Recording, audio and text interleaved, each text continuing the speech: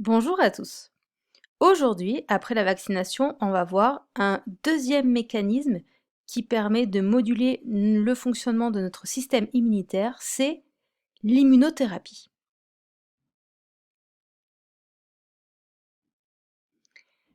Alors, la première question portait sur la vaccination thérapeutique. En effet, on a vu dans l'activité précédente à quoi correspondaient les vaccins préventifs, c'est-à-dire l'injection de microbes plus ou moins atténués, plus ou moins inactivés, qui va entraîner donc une réaction immunitaire primaire et la fabrication de cellules mémoire qui va nous protéger à long terme. Donc les vaccins préventifs sont injectés à des patients sains qui ne sont pas malades et c'est pour les protéger d'une future maladie. Au contraire, les vaccins thérapeutiques sont administrés à des sujets qui, eux, sont déjà malades. Et alors, en quoi consiste ce processus? En fait, on récupère certaines cellules de leur système immunitaire, on les multiplie in vitro, et ensuite, ces cellules, donc, qui sont du coup en plus grand nombre, vont être réinjectées aux patients. Donc, ça permet d'augmenter les défenses de la personne malade. Donc, la principale différence, le préventif, c'est injecté à des individus sains, alors que le vaccin thérapeutique, lui, est administré à des patients qui sont déjà atteints de la maladie. Deuxième question, on vous demandait comment étaient obtenus les anticorps monoclonaux. Donc en effet, parfois, voilà, pour aider des malades à lutter contre une maladie, on leur injecte directement des anticorps, qui n'ont donc pas eu besoin de fabriquer. Alors au tout début, quand cette technique a été mise au point à la fin des années 70, en fait, on injectait à une souris l'antigène ou les antigènes d'intérêt. Par exemple, si on voulait que les anticorps reconnaissent une protéine particulière, on injectait cette protéine à la souris. Cette souris, comme nous, allait fabriquer, donc allait sélectionner ses lymphocytes B fabriquer des plasmocytes capables de fabriquer des anticorps donc les antigènes qu'on lui avait injectés, et donc de reconnaître la protéine d'intérêt. Ces lymphocytes, en fait, ont été mis en culture avec des cellules de myélome. Alors, les cellules de de myélium, en fait, c'est des cellules cancéreuses. Donc, je vous rappelle que les cellules cancéreuses sont immortelles. Du coup, l'hybride qu'on obtenait, c'était des cellules qui avaient les deux propriétés. Un, elles étaient immortelles, elles se multipliaient sans cesse. Et deux, elles étaient capables de fabriquer les anticorps d'intérêt. Donc voilà, après il ne restait plus qu'à séparer donc les différents plasmocytes dans des cultures différentes et on obtenait ainsi donc des solutions contenant l'anticorps d'intérêt. Alors le problème, c'est que ces anticorps étaient fabriqués par des souris et non par des humains, ce qui fait que lorsqu'on les injectait à un patient, eh bien, le système immunitaire du patient allait également faire une petite réaction pour se défendre contre ces anticorps que lui reconnaissait comme étrangers. Donc, des progrès techniques ont permis d'abord de faire des anticorps chimériques, c'est-à-dire faits à moitié de souris, enfin à moitié, pardon, en partie de souris et d'humains. Cette proportion de la partie humaine augmentant d'année en année. Alors comment est-ce qu'on faisait ça? Donc au départ, toujours le même principe, on fait fabriquer donc à des souris des anticorps, les anticorps d'intérêt. Et après, donc grâce à la technique PCR qu'on a déjà vue dans des chapitres précédents, en fait, on récupérait et on amplifiait le gène codant pour la partie variable qui est de l'anticorps, qui est donc la partie qui va reconnaître l'antigène. Parallèlement, on récupérait donc les gènes codant pour la partie constante du patient malade. Et donc par des techniques de génie génétique, de modification donc d'informations génétiques, on arrivait à produire des anticorps qui étaient hybrides.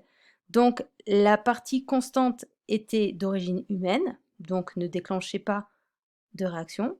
Et la partie variable était donc d'origine animale, enfin de la souris, et donc arrivait à reconnaître l'antigène. Alors, les techniques se sont améliorées et vous voyez, donc ce qui est rouge, c'est la partie origine souris, ce qui est blanc, c'est la partie origine humain. Et aujourd'hui, donc, avec les techniques notamment d'OGM, on est capable de faire fabriquer à des bactéries l'anticorps 100% humain est capable de reconnaître l'antigène que l'on souhaite. Donc c'est une technique totalement personnalisée, très coûteuse, vous vous en doutez, mais voilà, qui est particulièrement efficace. Dernière question, on vous présentait plusieurs traitements à base donc, de ces fameux anticorps monoclonaux, et donc on vous demandait comment est-ce qu'ils agissaient. Alors tout d'abord, le trastuzumab. Alors lui, donc c'est un médicament qui contient des anticorps anti-R2. Alors on vous disait dans un petit encart à côté du tableau que cette molécule était une molécule qui provoquait, enfin qui était responsable de l'activation de la division cellulaire des cellules. Et les cellules cancéreuses en ont énormément à leur surface. C'est pour ça qu'elles ont une prolifération anarchique. Donc, une des techniques pour lutter contre les cancers, c'est d'utiliser donc ces anticorps anti-R2. Donc, ces anticorps vont aller se fixer sur cette molécule qui va donc permettre de stopper la prolifération des cellules. Et deuxième chose, si au niveau donc de ces anticorps, on rajoute une molécule toxique, donc on la fixe à l'anticorps, et bien du coup, quand l'anticorps aura reconnu cette protéine, en plus d'empêcher la cellule cancéreuse de se diviser, et bien il va tout simplement la détruire. Donc cette technique est utilisée dans différents cancers, donc notamment certains cancers du sein ou de l'estomac. Deuxième technique possible, donc le pembrolizumab. Alors, ce médicament, lui, il contient des anticorps anti-PD1. Alors, d'abord, qu'est-ce que c'est que cette protéine?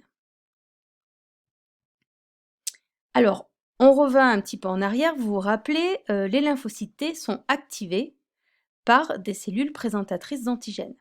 Donc, en effet, ces cellules présentent dans la petite corbeille du CMH, ici, les antigènes viraux. Donc, le lymphocyte T reconnaît cette molécule comme étrangère, et c'est ça qui va donc déclencher son amplification et sa différenciation en lymphocyte T cytotoxique. Si un lymphocyte T cytotoxique reconnaît donc ici l'antigène sur la cellule présentatrice d'antigène, elle va la reconnaître comme étrangère et devrait normalement la détruire. Donc pour éviter d'être détruite, les cellules présentatrices d'antigène ont un récepteur PD1 qui va donc s'assembler avec la molécule PD1 qui est sur le lymphocyte T cytotoxique, et donc en fait la reconnaissance entre ces deux molécules va inactiver le lymphocyte cytotoxique, ce qui fait qu'il ne détruira pas les cellules, ses compatriotes entre guillemets.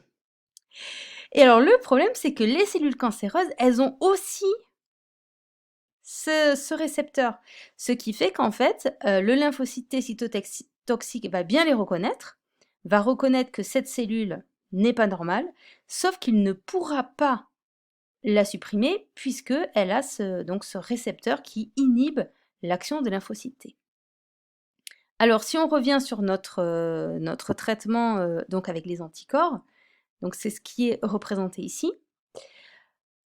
Normalement, donc la cellule tumorale, le lymphocyte T, il reconnaît bien, pardon, c'est une représentation différente, mais là c'est la protéine donc du CMH qui présente l'antigène anormal, mais il y a également la fameuse molécule PD1 qui fait que le lymphocyte T reste inactif. Au contraire, lorsqu'il y a les fameux anticorps qui reconnaissent cette protéine PD1, l'anticorps, vous voyez, va venir se fixer sur le récepteur. Ce qui fait que lorsque le lymphocyte va reconnaître la cellule cancéreuse, eh bien, il n'y aura pas ici interaction entre les deux molécules. Donc, le lymphocyte T cytotoxique restera activé et donc va détruire la cellule cancéreuse. Donc voilà deux exemples d'application de l'utilisation de ces fameux anticorps. Donc voilà, pour conclure, donc l'immunothérapie est constituée donc on va dire de deux principales parties. Un, les vaccins thérapeutiques, qui je rappelle donc est l'injection de cellules immunitaires du propre patient, mais qui ont été amplifiées in vitro, donc en laboratoire, ou donc l'utilisation de ces fameux anticorps monoclonaux. Donc monoclonaux, on est d'accord, ça veut juste dire qu'ils sont tous identiques, qu'ils proviennent tous du même clone. Donc voilà. Alors bien sûr, ces techniques sont très innovantes et elles sont du coup extrêmement coûteuses puisque on l'a vu, c'est du cas par cas. Elles sont adaptées à chaque patient. Et donc voilà, c'est encore un champ qui est en pleine recherche et qui a donc des implications sociétales et économiques très importantes.